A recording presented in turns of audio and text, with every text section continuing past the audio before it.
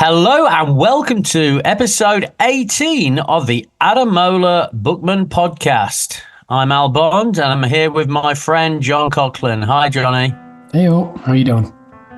Yeah, we read footballers' autobiographies, and this week we're doing a real titan of a game. This week is My Turn, Arf, by Johan Cruyff.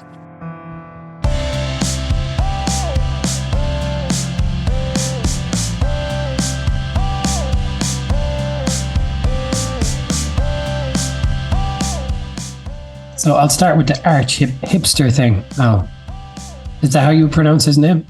Say it again. Johan Cruyff. Yeah, well, I think that's how everybody would say it in the English-speaking world. But I've been looking at videos on YouTube. Have you indeed, Johnny? It's Johan Cruyff. Right. Okie dokie. Gotcha. Johan Cruyff, eh? This week we're doing My Turn by Johan Cruyff. No, I think we can stick that with is. Cruyff. Like, it's a Cruyff turn then, is it? I'm not saying Cruyff turn. Imagine what a fucking arsehole you'd look like down playing five-a-side. Nice Cruyff turn, excuse me? When people pronounce foreign names rightly, it's wrong in a way, isn't it? Like, should hear my wife when she orders Mexican. It drives me nuts. Tortilla. Excuse me? You mean it's towards it? All right, we're losing base. All righty, so. But just on that topic, Irish people, we really get up on our high horse about English pronunciations of Irish names. Kevin Moran would be one, but that's be Kevin Moran, Paul McGrath, whatever. But it happens all the time in football. Like Bruno Fernandes would be like Bruno Fernandes or something like that, right? But we obviously couldn't. And that's it's kind of. We couldn't care less. We couldn't care less about a Portuguese dude, but we don't like it when it happens to us. I guess that's just human nature. I mean, I don't like it, full stop, and I think that probably makes me a smaller man. Like, when people do say Bruno Fernandes, like, oh, fuck off. But I know that it's right. So I'm wrong, and I'm a small little Brexit Britain boy. Like, I can't help it, like, as I say.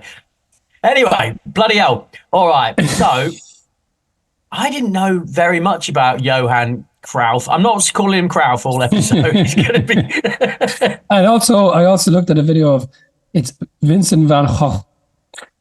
Can't even do it. Vincent van Gogh. Yeah, that's the one, isn't it? Like, he can stick it anyway. I don't like Van Gogh. I don't like him. This is not the first time you've said that on this podcast. Your views of Vincent van Gogh. I really feel very strongly about him. Like, oh, the world to know. When I wake up in the morning, the first thing I think about how much I don't like Van Gogh. Oh, bloody Dorby oil. Right, okay. You don't know anything. Yeah, lovely stuff. You don't know anything about Johan Cruyff. No, I don't think I did, Johnny. I think I associated him slightly with the wrong time here. He's just one of those people. Obviously, I know the name. Obviously, I know the legends. But I didn't really know a lot about him. For example, he's older than I thought he was. I mean, I thought he was sort of young in the 70s, but he was actually a mature player by the time he hit the 70s, right? He'd been playing for 5 or 6 years. Yeah. Yeah, well, I think I knew the broad strokes of Cruyff. But then have you watched any footage of him? Yes, I did. Yeah. Oof. Yeah, I watched like a video of his best goals. I mean, obviously that's difficult because, a lot of his work was done in the 60s, and I can only imagine it wasn't really televised. And back in the 60s, Ajax were absolutely fuck all. That's something I learned, right? They were like a little pub team back in the day. I know they weren't a pub team, but little stadium, no professionals. It's all amazing. And the thing about watching the Dutch or Ajax, obviously when you watch, if you watch Manchester United, say, in the 60s, which I would have done at some point, any of that stuff just looks old. But because of Cruyff and his influence in football beyond playing or in playing and then as a coach and all the rest of it and the broader kind of philosophy of football, the football doesn't look old at all, even though the footage is ancient, They're stroking it around and they're moving, they're doing all the triangles. It's really quite something. It is quite something. I mean, he is... The final chapters of the book are really his footballing philosophy, right? And it's wild, man. It's just Guardiola's City, right? It totally is. The exact formations, everything is what he sort of spelled out. I mean, and yeah, there you go. I mean, people talk about Bielsa, but Wow, baby. He really was a visionary, huh? And did you know that?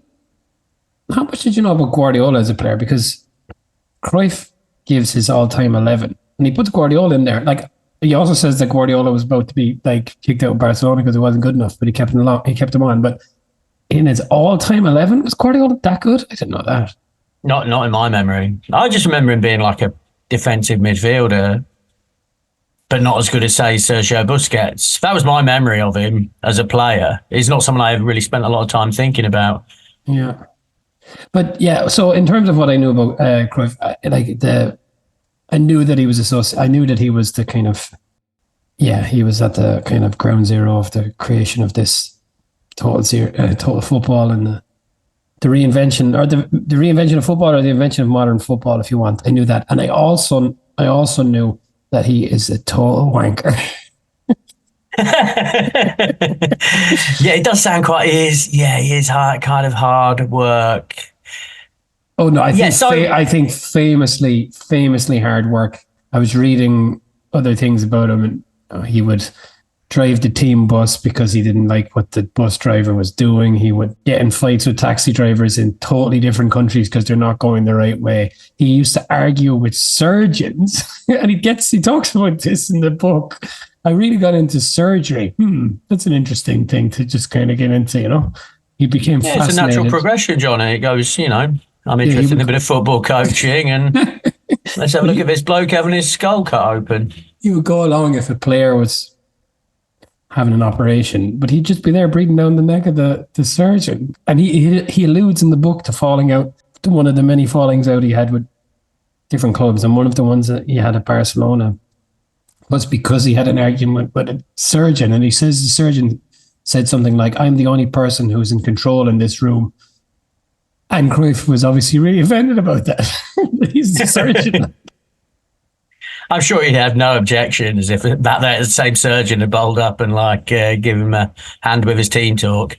No problem at all. Mark Noble. I don't comment on doctors. Well, Johan Cruyff comments on doctors. Yes, this is not like Mark Noble's book, is it, Johnny? It's not like Mark Noble's book at all. My God, what like it's a million. And I think that was one of my very earliest kind of thoughts. It's like, this is just a different planet to Noble. Like, it's like they're talking about two different, they live on different planets, they're playing different games, just no relation whatsoever to Mark Noble. I mean, that's right. I mean, they've got 2 feet and 2 arms and 2 eyes and a nose, but they are different creatures, aren't they? Like the boy Cruyff, he's got a hinterland, doesn't he, mate? In fact, he's all hinterland. He's some Dutch journalists years ago went through interviews with Cruyff and put together what he called Cruyffisms, like just his various quotes, and this was a massive seller in the Netherlands. So he's got all of these one-liners. So he's kind of the Dutch Oscar Wilde or Winston Churchill or something like that. But one of the things that he says, one of his famous lines is, "You play football with your head." And, that kind of explains how most top footballers have not gone on to be top managers. But he did both. And I guess it's because of what he says. This is a thinking man. Fucking hell. He's got some brain on him. He's not unaware of his own intellect. No. And I think that must have got in his way sometime, Johnny. I mean, the point is, he went, as a manager, well, as a player, he was magnificent, but he didn't achieve what he could have done. Perhaps, I think, through some of his hubris. And as a manager, he won the Champions League with Barca, but that was basically it. And that was 30 years ago. And I just wonder, could he have not been employed again? But was he just too spiky to employ by anybody? Yeah, he was falling out with people all the time. And, we'll talk about it as we go through the book, but this is a constant in his life, just falling out with people. Because he's just if you're a manager, you have to fall out with people all the time, right? I just think this is different level stuff. I think, he was falling out with everyone. Just like this book it's so funny, right? So again, I listened to the book. It's 9 hours long. And about 3 hours in, the football is finished. His career is over. And I was like, what the hell are the next 6 hours of the book about? And there's about an hour where he's talking about what people have done to his beloved Ajax. torn it to shreds, and he's just going on and on and on about this. It's just. Oh, I mean, there are some of those chapters are just like, I'm just flick. Yeah, I feel for you, honestly, with the audio book, because I could sort of scan through and it could just be like, yeah, you've got to agree with me. Man, he repeats himself a lot. Yeah. But again, it's this single-mindedness that is obviously led to his success. But crikey, it doesn't necessarily make for a great read. I mean, exactly the same as you, Johnny. I mean, pretty much his playing career and his managerial career is pretty much done by halfway through the book, right? It really is. It's like, that's it. There's a scant description of it as well, John, isn't there? I mean, it's like, yeah, anyway, the World Cup final. He won the Ballon d'Or 3 times. It's not mentioned in the book. That just couldn't be bothered to mention. You said in the last episode that Mark Noble talked more about that last West Ham game at Upton Park more than ever did about Champions League final. Johan Cruyff just didn't bother to mention the fact that he won the Ballon d'Or 3 times. Whereas we get a whole chapter of fucking Mark Noble preparing for the last game at the Berlin ground. Yeah, it's so very different. I mean, genuinely, there are times where I went like that reading the book. Like, I mean, we'll get to it. There's a politician that crops up who I wasn't anticipating cropping up. Like, it was quite astonishing.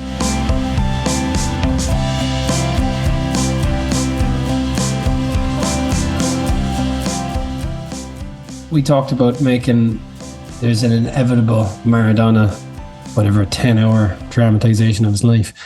But Cruyff's own kind of story, his background story is just astonishing as well.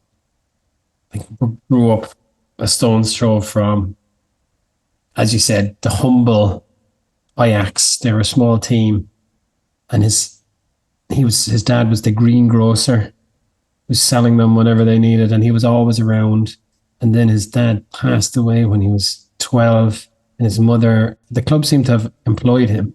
I employed his mother as at this point, and she became the not the tea lady, but the cleaner, and she married the groundsman. So he was just always there.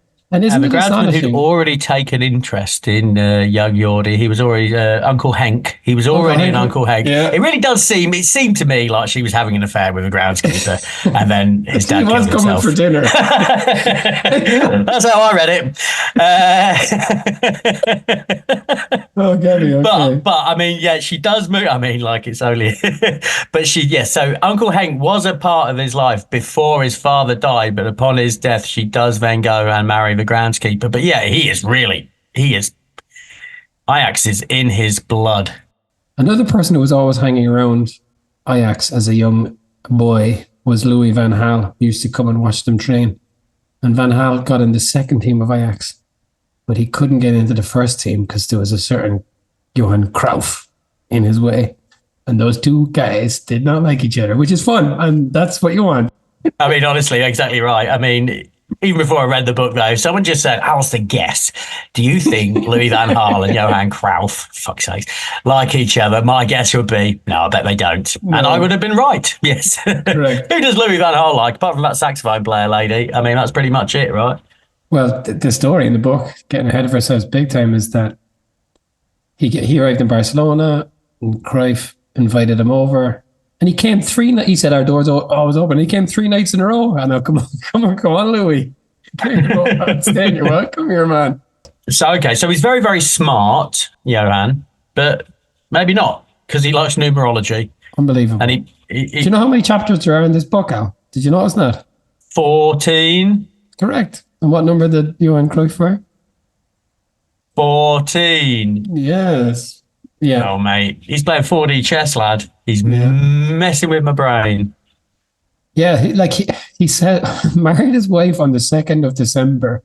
2 + 12 = 14, which is why our marriage was so happy. That is bonkers. You can do it. There really is a subset of strata society who believes in all this nonsense. But it's a constant in his life. He sets up this institution, this foundation that builds these pitches for underprivileged areas, and they build the courts, and the courts are 28 by 56 meters. which is like, all kind of multiples of 14. It's bonkers. Yeah, I mean, at least there was something interesting in the chapters about him building them pitches, frankly. Because, that was hard going. All right, some more quirky, fun things. Johan Cruyff thinks his dead father communicates with him through the medium of a watch. he stops to watch when he wants to know he's there. So, fair enough, Johan. How would you pronounce the famous coach?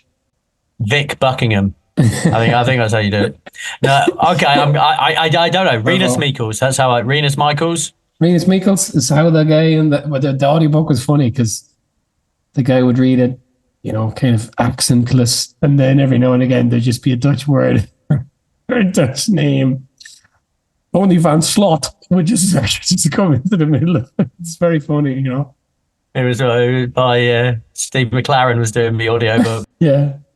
So Rinus Michels, the two of them kind of like a Lennon McCartney, I heard it described elsewhere, kind of created this total football together, which is essentially using space and all that we know about from Guardiola, just kind of that in its infancy before it been kind Well, of... you have talked about this, Johnny. You've talked about people talking about tactics and what they're doing against teams, but you could read this book and realistically go and coach a football team, couldn't you? I'm not saying to a high standard, but you would have a basis there to work with, right? If I could set up a team like he sets up a team. Yeah. When people say, well, my mother could have managed, a Celtic to the league or whatever. Maybe if she'd read this book. Yeah, that's it. But it's very clear. It is very clear. It's about space between the lines, exactly how he sets up the lines, the keeper's role in it. I mean, I learned something. I did. I do find that interesting. And then at some point, I find they switch off. Yeah, I switched off real quick, Johnny, to be honest. But there was real quick, flick, because it was quite a long book as well. I was like, bloody hell, I'm running out. Flick.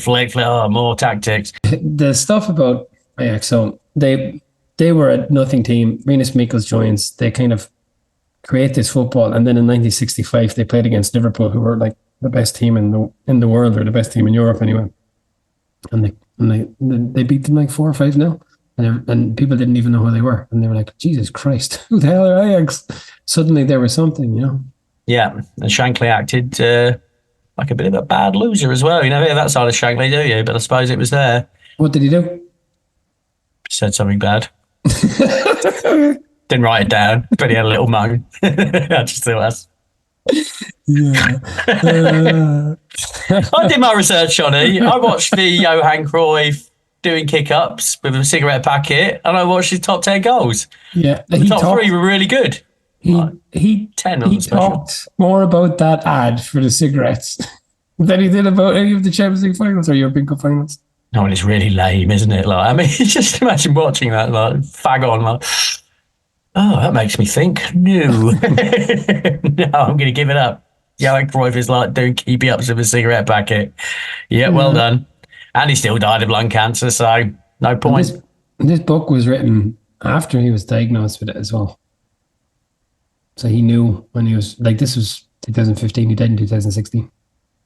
Which is what makes his attacks on the various people he knew over the years all the more remarkable, really. Yep, yeah. It could be a chance to heal some pain. Nope. But in the Ajax stuff, he's just like streets ahead of everyone, but he is a pain in the ass, never shuts up, and he annoys people.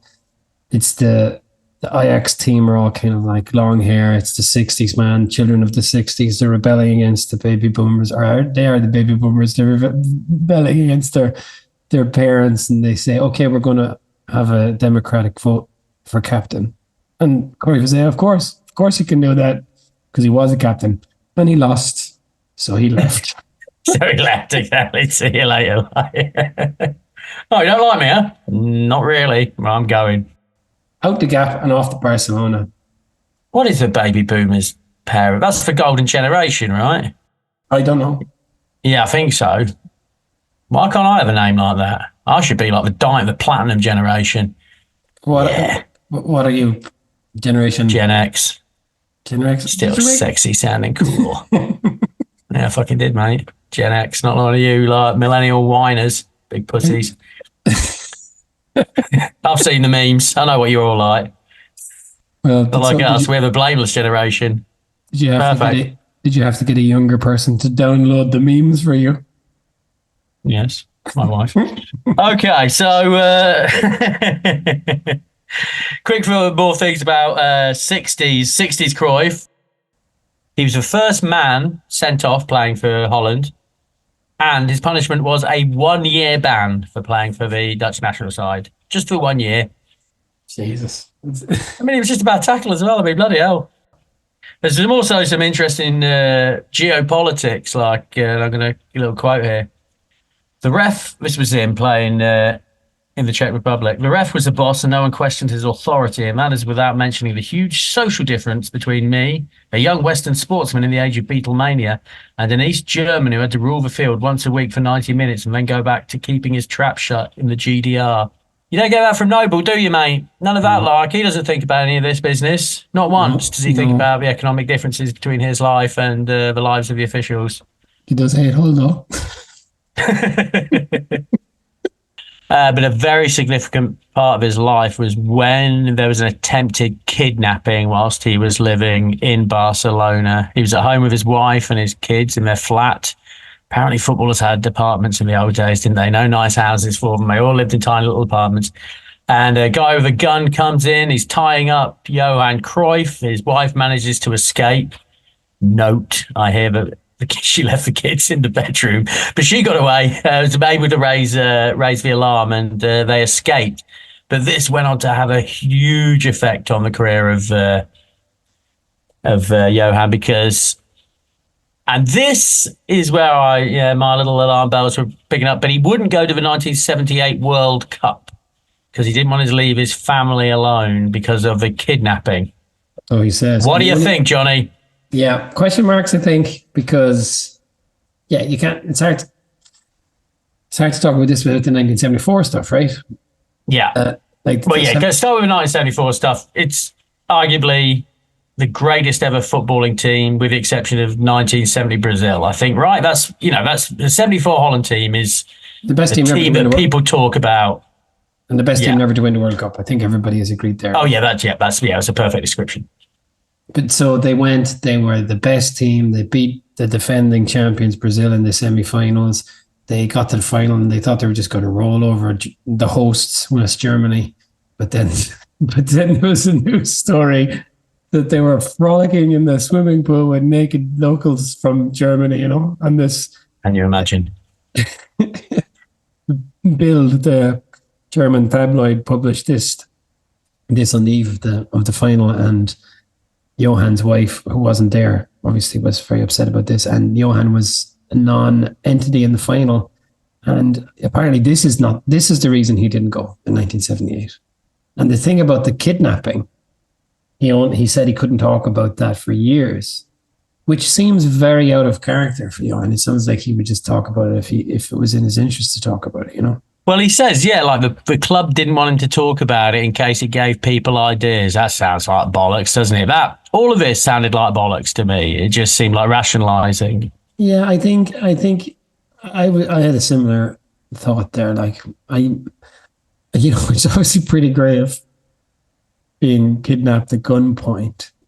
But yeah, I think maybe, I'm not saying he made it up, but maybe he kind of jigged around the timelines a bit to suit his own legacy or whatever, because the Netherlands got to the final in Argentina in 1978 with no Cruyff, who was the best player in the world at the time. So, wow, like so close twice, and you think, and he says, "Do I think we could have won it if I was there?" Yep. No doubt about it.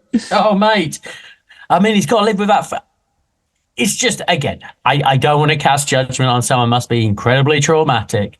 Nonetheless, they don't have to stay in the fucking flat, mate. Send them back to Holland, like. Stay at their mothers. You'll be all right. You can still go. very frustrating. Very frustrating indeed. Like, and the fact that it sounds like he can't really even be honest with himself about it.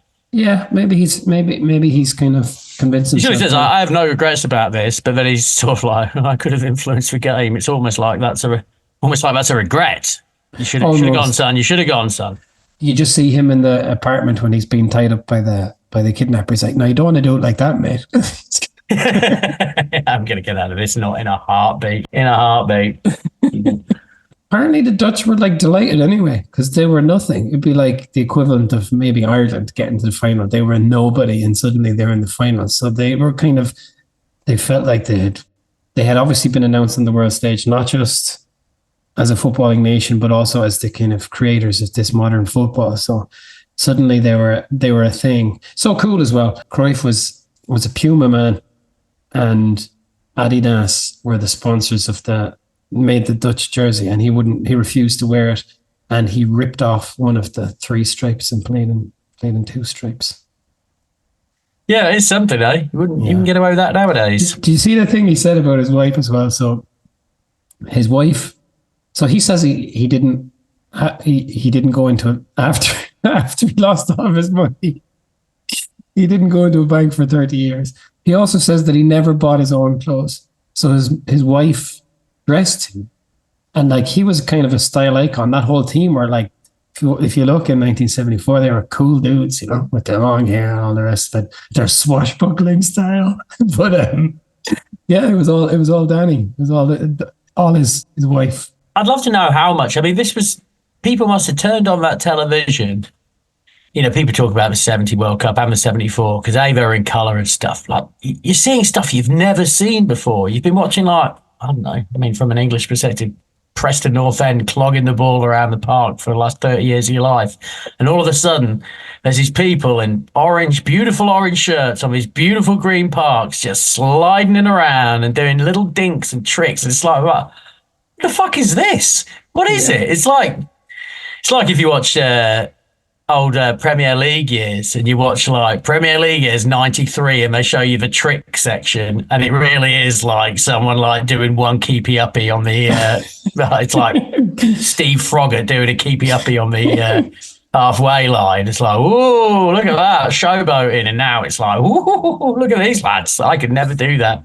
Yeah, it's coming along. I mean, yes, it must have been astonishing, but which is all the more, it's just such a tragedy he didn't go. Such a tragedy he didn't go. Anyway, so he fell out at Barcelona after huge success, right? Success without winning the Champions League. But they won the league. They hadn't won the league for, I think it was 14 years before he arrived. And then they won the league immediately, like the first year that he was there. And there was some complication that meant he couldn't play for the first couple of months. I think they had lost 5 games in a row or something like that. And then they just didn't lose a game for the rest of the season. So he must have just been magic. Must have felt good, eh? Like, all right, lads, he was the most expensive player in the world as well. The other thing is he was there during the Franco years as well, which comes up when he's naming his son. He likes to talk about tussles he's had with like kind of little jobbing bureaucrats. That's what he likes to talk about. That's what this book is mostly involved in, Well, it's the whole son naming thing that comes up in the timeline. That's like Chekhov's son. Thank you very much. It's like Chekhov's son because it comes back later. It's like, oh, those bloody Franco people, not like me. Cool guy. I want to call my son Jordi, and I'll do what I like. And I had to name him in Amsterdam. You won't stop me, Franco. One in the eye for General Franco there. Yeah, because Jordi is a Catalan name. Saint Jordi, George. His time in Spain unsurprisingly ends fairly acrimoniously. Johnny, can you talk us through this? Well, I think what it was actually was he wanted to retire. He's such a maniac. He said that he always knew that he would retire as a 31-year-old. That's very arbitrary, isn't it? I guess it's because 3 and 1 adds to 4. Makes 4. And then you take that one that you used before. Yeah, that's 4. But then he lost all his money when he invested in this pig stunt. And he had to come back and play again, but he went to America. Just, I don't know, pig farming. I mean, what could possibly go wrong? you're just thinking, oh, I'm going to retire now. How am I going to enjoy my money? I want to get into something I'm interested in. That's for sure. Like, I've always been into butchering pigs. How'd you fucking get into that one? I was like, that sounds interesting. My ears pricked up. Like, I mean, honestly, all right. Well, he paid the price, didn't he? You know, Bastian Schweinsteiger. Do you know what his name means? Pig farmer, right? I think it's pig climber. Well, I'm sure climber means something like razor or something, right? That's probably what it means. Sebastian Pig climber. He's not climbing on pigs. Wall. I mean, how does like a family get that name? Where's your dad? Like, oh, he's off the pig farm. What's he doing? Climbing? Ah, you're a Schweinsteiger. He goes to America. Like you say, I wasn't even. If you read this book, you wouldn't really know who he played for. He was right. So he goes to America and he signs for the LA Aztecs. And just as a coincidence, and he says it's not why he signed for them, Rinus Michels is the coach. But he was also the coach in Barcelona. He was the coach in the Netherlands in 1974. This is the coincidence. He's just like, I was going to sign for an American team. And guess who turned up? It's the same manager I've had twice before for all my other teams. Three times. And he claims it's a coincidence. He claims that. Okay. All right. I'm having that. Apparently 3 years passed. Not that you'd know, Johnny, would you? You wouldn't know that 3 years passed at the LA Aztecs because it's just like, and then it's just, they're like, oh, the LA Aztecs. They wanted to have a more Hispanic theme. They wanted to be more Hispanic. So, best footballer in the world. Fuck off. Fucking do one. You haven't got a Spanish name. Like, you're no good. It's weird stuff, baby. Weird stuff. Yeah, that is funny. And off he goes to the Washington. Yeah, off he goes. That's it. That's none of that. They just like, because the American League owned the players, right? So basically they could send you anywhere and he had no real say in it. Isn't it like you see, he's the creator of the modern game of football, but he's also kind of like the first modern footballer, like superstar as well, isn't he? He's living beside Robert McNamara. Right. Well, let's have a little talk about this. So this is the one where genuinely took my breath away. So off he goes. Is it the Washington Diplomats he plays for? Diplomats. McNamara, genuinely one of the biggest figures in international diplomacy in the 20th century, right? Well, yeah, he was Secretary of State under Kennedy, Johnson. Yeah. Just crazy stuff, right? I mean, astonishing. And he says he's got loads of great tips, like little tips about the neighbourhood. He could tell you all the nice schools. He could enlist your kid with an IQ of 70 into the thing, and he could tell you the best shops. So, yeah, he got a lot going on. It's more, what was it? I looked him up. He's more on patrol. That was one of his crimes, McNamara. He got it so people who are mentally substandard could sign up for the army. People with IQs of 55 and 60 were signing up for the army. That was one of McNamara's brainchilds. Jeez, that's bad, isn't it? He was bad, but he seemed nice, didn't he? on that fog of war. I mean, he did some terrible things, but at least he was quite reflective about it. Like, maybe that was bad. Anyway, so genuinely took my breath away. Right? You don't expect that. Mark Noble's not hanging with Kissinger, is he? There's none of that. Yeah, that was remarkable, and it's just like I say, it's this footballer as mega celebrity, and that you said earlier about Cruyff's ego, that appealed to him, didn't it? He was on television, kind of introducing soccer to the masses there. But yeah, he's hanging around with McNamara and one of the Kennedys. She's big in the Special Olympics, and he gets involved in charitable work, starting with kids with disability, getting them involved in sports and stuff like that. But yeah, mixing with which is great news for the disabled kids, but bad news for us, the reader, because this guy's back. Oh, it's so boring. All this charity work. Oh, it's so boring. Oh, God. But again, like the Cruyff as the first mega superstar footballer.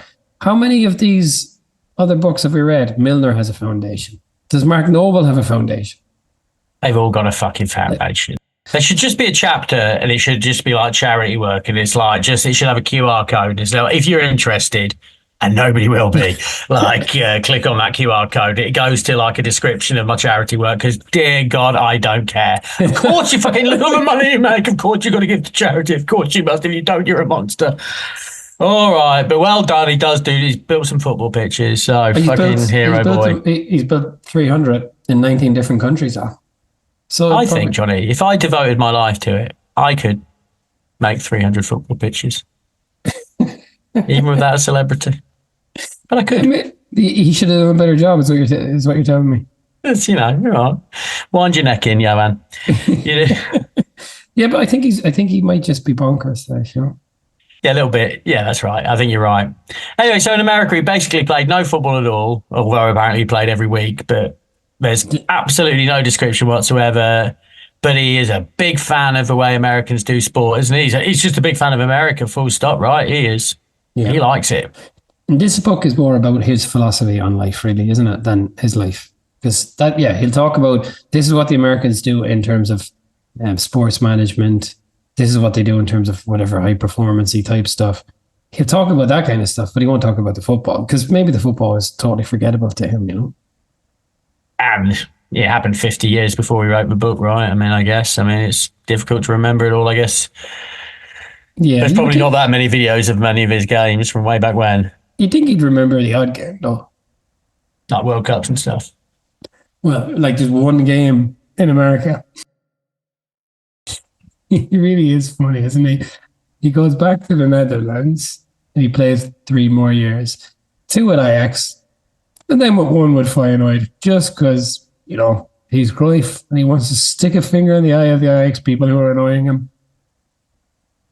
Yeah, that is one way, isn't it? Like, here you go, deadly rivals. Here's a fucking poke in the eye. He's greedy as well, isn't he, Cruyff? It's quite clear in the book he's greedy. I think you're probably right. So the whole thing there and how he fell out with Ajax, he came back to Ajax. Like, you know, you hear these guys, you know, mega superstars, and they're talking about like, this was the tax regime in Spain, this was the tax regime in the Netherlands. It's like, come on, dude. Like rein it in a bit. I talked about like that being a positive with Savage, and it's interesting to hear, but fucking hell, come on. So when he went back to the Netherlands, he was paid, there was a maximum amount a footballer could be paid, and he was paid that. But he came up with some scheme whereby Ajax could only pay him a certain amount a month, but they could pay an unlimited amount into a pension for him. So he came up with this thing where he had an agreement with Ajax that every gate receipts after a certain amount of people at a match, half of the gate receipts would go to him. Like, we're talking about a lot of money. And then 2 years in with Ajax, someone says, like, man, this isn't on anymore. We're going to have to change this. And he's like, okay, well, I'll see if Feyenoord will do it. And they said yes. And he went off and he said, and the best thing about Feyenoord was their stadium was bigger. More money for Johan. Good stuff. Yeah, the football is not really discussed all that much anyway. But what was fun was after his playing days come to an end, but then he became a technical director at Ajax, and he wasn't allowed to be a technical director because he was railing against over accreditation of football coaching. Kind of agree with him there, to be honest, and just over accreditation generally. But then, so he was essentially the coach of Ajax, but he had a kind of a made up title, technical director, and he missed out on the following players: Cyril Regis. Yeah, that was weird, wasn't it? Frank Stapleton. The reason he's talking about these things is he could have got the great Frank Stapleton if Ajax weren't just so damn slow in how they did business, you know. He missed out on Regis, missed out on Stapleton, and he's like, up yours, suits, I'm off. And then he went back to Barcelona, where he was no longer a technical director. He was a full-blown coach, baby. Like, he went in 1988 to Barcelona, and they won the European Cup in 1992 in this dream team. And he talks about, there's a couple of things, actually. He would describe in a paragraph what Malcolm Gladwell would get an entire book out of. So he talks about, for Barcelona, in order for them to become the dream team, they had to practice making triangles for 10,000 hours. Okay, well, there you go. There's the entire premise of one Gladwell book. And one of the kind of Cruyffisms is your weakness is your strength. And that is another Gladwell book, that one, the David and Goliath one. I can assure you, Johnny, I have got Gladwell written down here. Another name I've got written down here, actually, which I meant to bring up before, is Stephen Patrick Morrissey, because this book is just like Morrissey's book. It really is. Like, Morrissey wrote an autobiography. I'm not recommending it to you, Johnny, but it's an interesting read in as much as the first half is all about the music and the Smiths and the founding and his solo career. And then the second half is just him moaning about a fucking court case with the rest of the band, like, and it's astonishing the parallels. Like, it's really quite similar, I think. Okay. Half the book is about the magic, and the other half is just axe grinding the old axe. Yeah, well, there is, yeah, exactly. Absolutely, in terms of this book. But then, this book is such an unusual book in a way, because it is interesting, and Cruyff himself is a really compelling character, but it's a real grind in certain parts, isn't it? I did find it a grind. I really, more so than most of the books we've read, to be honest. Because it's too long. It could have been half the length. They could have stopped with just the magic, and he could have talked about the magic a bit more. No, I could have done without the whole second half of the book. The whole second half of the book I found deeply tedious. I'm looking at my notes here, and it's peppered like the first half, and the second half, oh, dear Christ. Yeah. Marginal gains. It's just like, it's describing marginal gains. It's little bits of contract disputes and mild disagreements with board directors. I can't read that much about board directors. Like, I'm just not that interested, especially when I don't know who they are. He must be Cruyff turning in his grave at the way football has gone now with the suits, because that's who run the game now. Yeah, but fucking, he loves the American style of things. He's always talking about how he should make the stadiums better, charging more, but they get a better experience. I think it was a bit of a dichotomy there, like, because part of it, is for suits doing it, and he only wants football people doing it. But then he was so in love with all the American sports, where, by the way, when they win the Super Bowl, it's not the coach or the fucking players who pick up the Super Bowl, it's the owners. Yeah. Make your mind up, Johan. There is something to that, yeah, you're right. His son, Jordi's playing career gets way too much attention, doesn't it? Way too much. You can almost feel the gratitude, like, he gets, like, because Fergie bought Jordi Cruyff, which kind of vindicates everything. So see, he was a great player, because look, a great manager bought him. Whereas we all know that Jordi Cruyff was fucking shite for United, wasn't he? He was rubbish. I have no memory. Well, not shy, but he was never a first teamer, was he? No, and I have no memory of him doing anything in particular. And I was watching United, like, religiously at that time, and I have no memory of him doing anything. But Cruyff says that, and this is probably bollocks, but he says that you already had a bad operation. And if there's one guy out there who knows things about surgery, it's Johan Cruyff. But he says that ruined his career. It's a big accusation, that, isn't it? That surgeon didn't do his job properly, and that's what they're always quick to talk about, football managers, like, oh, there's some dickhead from the stand, like, what does he know about football? Well, again, Johan, wind your neck in a bit, bruv. It's a huge accusation to say some surgeon ruined his son's career. Maybe his son's career was ruined by the fact he wasn't that good at football. Yeah, well, that's not what Johan spends a whole chapter telling us. That's it. Very much like, a favourite child, isn't he, Jordi? Very much a favourite child. I wonder how Jordi felt reading this book. It must have been a bit, oh, Dad, come on. Dad, what's going to read this? Like, my son is the best footballer in the whole world, and no one can tell me differently. No, Dad. Talking about ruining careers, he does think that Van Basten blames him for playing him in the game against Groningen, which he injured his ankle in, which ruined his career. Yeah, he does that, and he openly says he shouldn't have played him. His ankle wasn't right, and he clearly thinks Van Basten was the best of all those Dutch players, right? Well, he says in the book that me and Van Basten are widely agreed to be the two best Dutch players ever. And I'm not disagreeing, but when I was a kid, like, it was Hullet. Hullet was the best player in the world. But significantly, Hullet didn't play for Ajax. No, he didn't, and that's probably where it all comes from.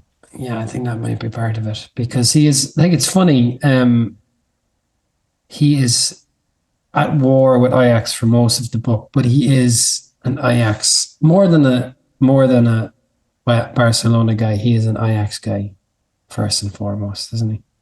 He literally grew up with them, though, right? I mean, it was his life as a his kid. Family, when he was a kid, yeah. It is a hell of a coincidence, though, right? Isn't it? That, you do grow up around a football team and a big football team, and you also happen to be one of the best footballers that ever walked on this earth. I mean, I know it's going to help, right? You're going to practice a bit, but like lots of kids must, I don't know, just it's hell of a thing. It's astonishing to me that is his background. Remarkable. Yeah, absolutely right. Because the best footballer in the world could be from anywhere, right? He could be from Mali. He could be from like China. He could be from anywhere. Yeah, but I suppose like it was him and Michels that catapulted Ajax into the club that it became. So it's a chicken and egg thing in a way, maybe. Well, that's absolutely right. I mean, as a Forest fan, we always talk about the phenomenal achievements of Cloughy, but they were a nothing team with no professional players in 1965. 8 years later, they were 3 times champions of Europe. Yeah. Wow. It really does. But, that Ryan smart. We all have our own football folklore, don't we, in all our own countries. But crikey, Mikey, he's got to have a shout for the greatest ever, doesn't he? He really does. I mean, he totally transformed the game. Like as a football career, I thought about this, and obviously Messi is probably widely agreed to be the greatest player ever now, but we don't know what his post-playing career will be like. But when you combine a life in football, this is the most influential fella ever. That is a big shout, but I can't necessarily disagree with it. I can tell you what Messi's post-football career is going to be. It's going to be depressing as fuck, man. It's going to be absolutely centered around promoting like oil-rich nations, right? Isn't it? Of course it is. Well, Cristiano, presumably similar, right? Yeah, I mean, absolutely. It's just going to be a money accumulation like contest, I think, between the two of them. Like, you can imagine Cristiano like being in like a boxing match with a panda or something like that, 30 years from now, we're fighting Anthony Turner's husband on TV.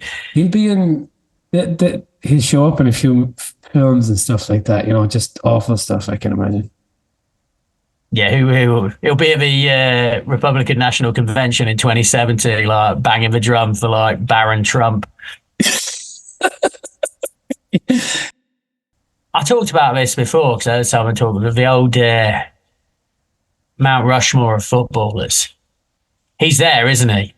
He's there. How many are on? There's only 4 people on Mount Rushmore.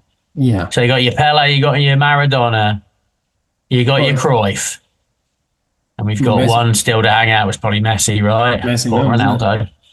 Well, he was voted by the International Federation of Football Statistics. Cruyff was voted the greatest European player of the 20th century. Were they considering Stuart Pearce in that? Oh, I don't know. Maybe not. It was before Brexit, so I assume they were.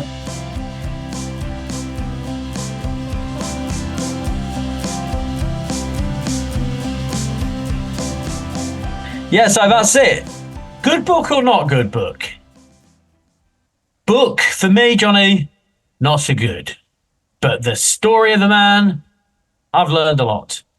Yeah, it's a funny one because it was just immediately evident from the first 5 lines that this was a different book than Noble's book, that we're dealing with a different, character. This is a titan of the 20th century. Move over, Robert McNamara. Yeah, Noble's like an actor in The Bill, and this is like Humphrey Bogart or something, isn't it? Like, this is a big boy.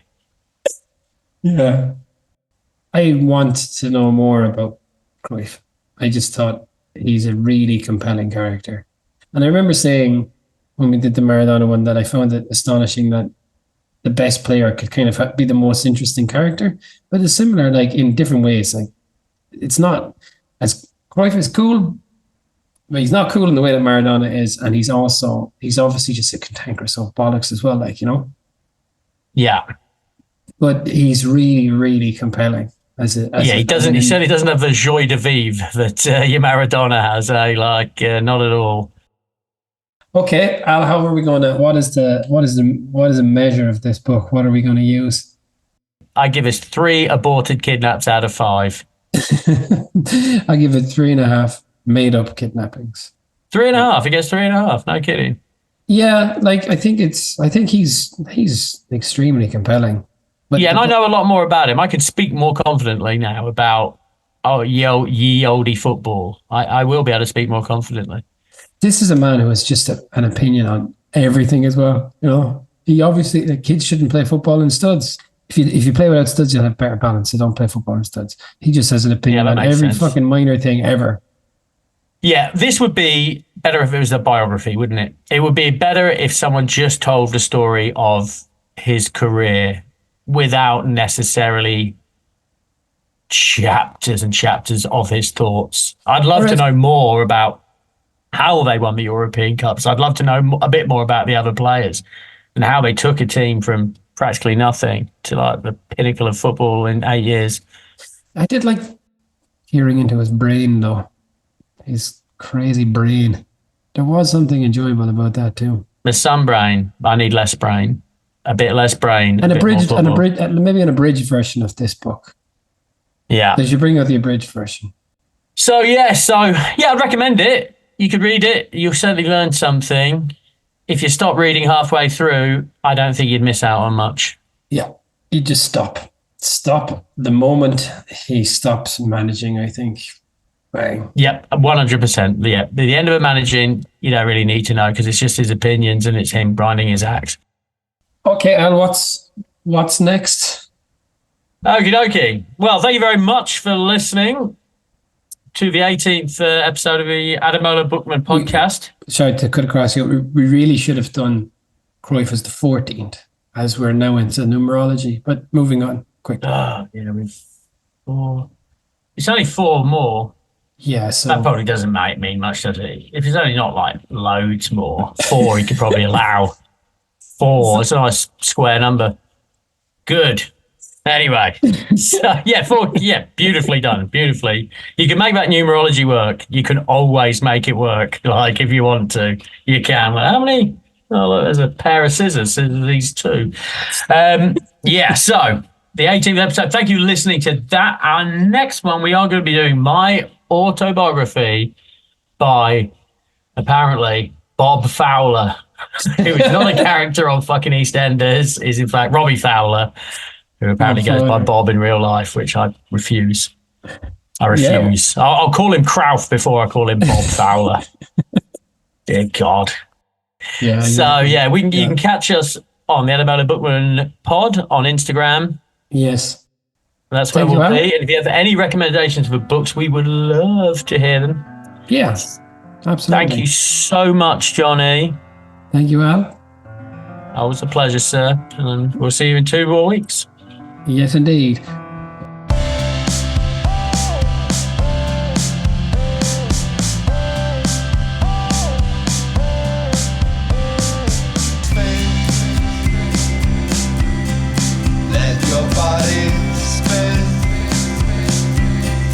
Like there is nothing